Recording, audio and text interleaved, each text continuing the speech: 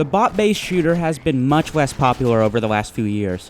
While scripted, linear experiences like Call of Duty and the Medal of Honor reboot have dominated the genre, we're no longer getting games that just let you drop into a match and start shooting up some bad guys. Of course, as Quake is one of the most established names in shooters, what better series to try to breathe some life into the bot shooter than this one? This is Enemy Territory Quake Wars for the Xbox 360.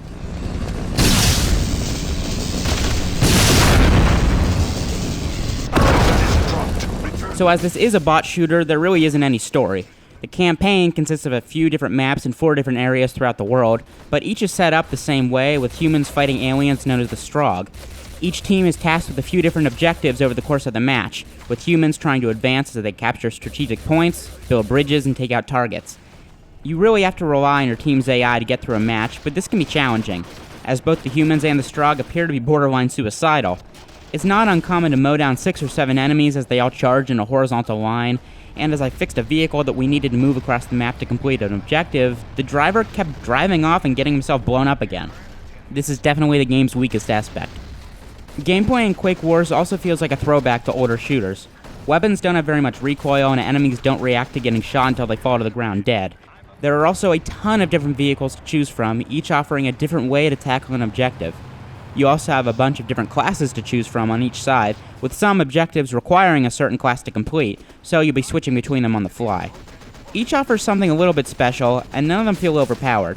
Now just a note though, Strogg technology is way more fun than human technology to use.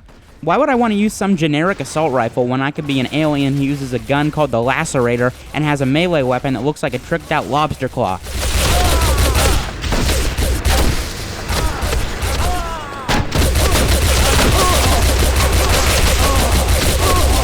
The reason why Enemy Territory Quake Wars is so badass is not because of a superpowered engine or innovative combat, but because it just lets you jump in and have a great time. You can play this game in whichever way feels right to you, and the huge push between the two sides really makes for some intense moments, especially when it seems like the enemy knows exactly what you're planning to do. Making a run for the final objective with your teammates is a huge thrill, and you can just massacre the resistance as you arrive, and they can catch you off guard and do the same.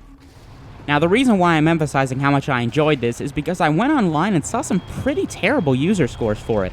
I really just think people went into it with the wrong attitude. Yes, there are some terribly dated games on the market that just don't stand up to the competition, but Quake Wars does exactly what it sets out to do.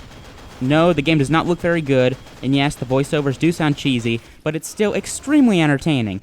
Give this one a rent, invite some friends over, get some pizza, and I guarantee you won't be disappointed.